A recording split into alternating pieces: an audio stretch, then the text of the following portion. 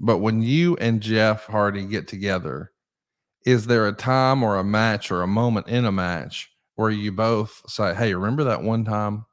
Does that exist for y'all? Do you have a favorite memory in the ring or a moment or maybe something went really well or something went really bad? Because I know that's your personality where you'll be like, remember when they just died for this or that fell apart, or because I know you would say that and just start laughing. I want to know, do you have a moment like that that exists with Jeff Hardy? Yeah. The one that comes to my mind is, Conrad, you said earlier that Jeff is known for those amazing, almost death-defying moments. Uh, Yes. there's the clip reel at WWE is full of Jeff and Matt Hardy moments. But I mean, Yes. when you think through, so this may come as a shock to you, Conrad, but I'm not so sure. In my clip reel of my 37-year career, I don't think you're going to see a lot of tables, ladders, and chairs. Is that fair enough to say that?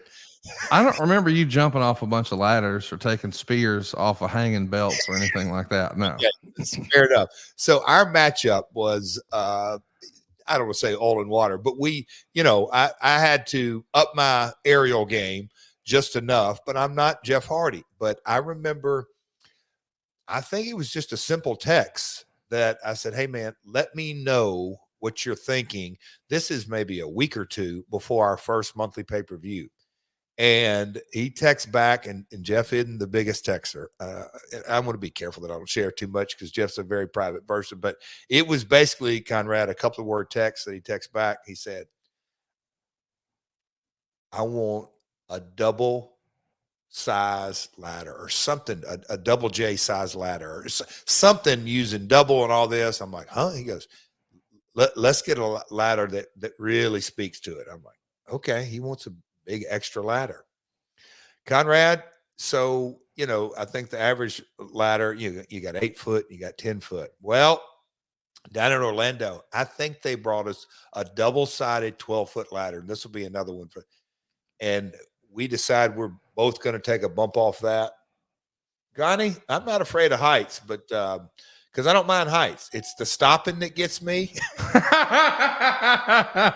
uh, no, I can remember walking out in the afternoon before the match, and his eyes lit up like, hell yes, I love this huge 12-foot ladder. And Conrad, I'm looking at him like,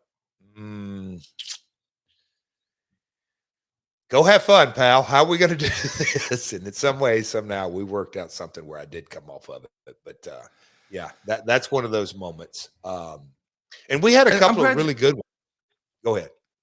I was just going to say, I'm glad you said the word moments because when I think of Jeff Hardy, I mean, like a lot of people these days talk about matches, and I'm not going to do my Dave Meltzer impression, but I know at different times people really like to do that, and they talk about matches.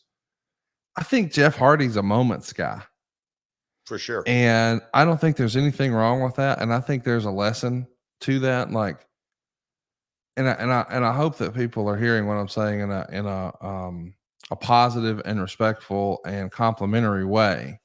But like when people think about like the biggest moments in wrestling career in wrestling history, like let's just take Hulk Hogan. Slamming Andre the Giant is a moment that will live forever.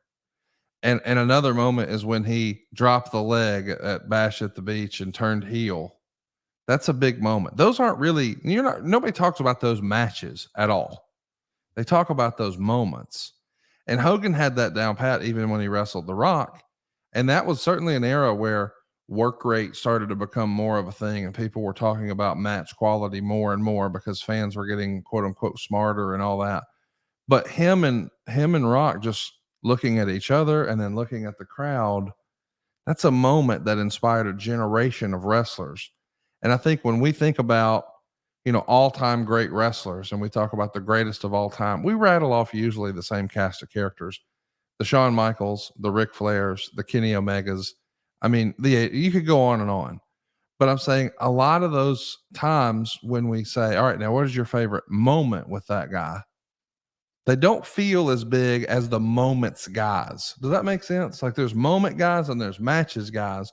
And I'm not saying Jeff wasn't a great wrestler and didn't have great matches, but when you and I and a lot of people think about Jeff, we think about some of those moments, like getting speared in that TLC at WrestleMania, hanging right and jumping off in the off the ladder in the aisleway through all those tables. Those are these big moments. And Mick Foley's a guy who had consistently fun and entertaining matches that told great stories, but we think about that as the moments. And I think that's pretty powerful to be able to make that distinction. And he might be the physical embodiment of that. Jeff, can you speak to that? So I don't, I guess because I love music, but when you hear artists, let me say this: when you hear booking agents, promoters, buddy Kid Rock has that quote, but you can have a hit song, and let me say, you can have a song and it can be around for several years, and different people will put it out. And one guy puts it out and it goes to 16, and 3 years later, another guy puts it out and it may go to 8, but then another guy gets it and it's a number 1 for 10 weeks. And then you have, so that's kind of the songwriting avenue. If you go over here to the singer, and you have that singer that, man, he puts out like 8 number 1s in a row, and they're all kind of the same. They all kind of blend together, and there's not any one great classic hit that will be played 20 years later. But man, this artist is hot, and everything he's putting out is going to number 1. And so then you kind of have that. So you kind of have the song and the singer. Then you have those artists that come along that essentially make you feel that, yes, it's a good song, and yes, he or she is a great performer. But when I hear the song or whatever it is, I feel it. Look, we could go into Taylor Swift. You could go into, Toby Keith, Red Solo Cup is a song about drinking beer and all that. And it was around Nashville for years. That song was. He made it into an anthem, but his delivery of that song was what kind of made you feel, if that makes sense. Conrad, I don't know if I'm making sense in this, but I think there's an artist, and then there's lyrics. But if you can make your audience feel, and that's what the moments. Jeff has made a career, and I said it a little while ago. Best promo guy? Probably not. Best wrestler guy? Probably not. But Jeff, in his performances, he makes you feel. And I think that's the single biggest factor of why he's still doing what he does 30 years into this. He makes you feel as an audience member, as a fan. My man Codes still loves Jeff Hardy, and Cody has sat on the beach with Jeff, and we'll get into that on the long form, the vacations that we've taken with the Hardys, and me and Jeff have both been in the trenches together, and all the personal stuff and all that. But as a performer, talking about him on My World Today, I think that is the one single thing that defines him. He makes you feel something as a wrestling fan.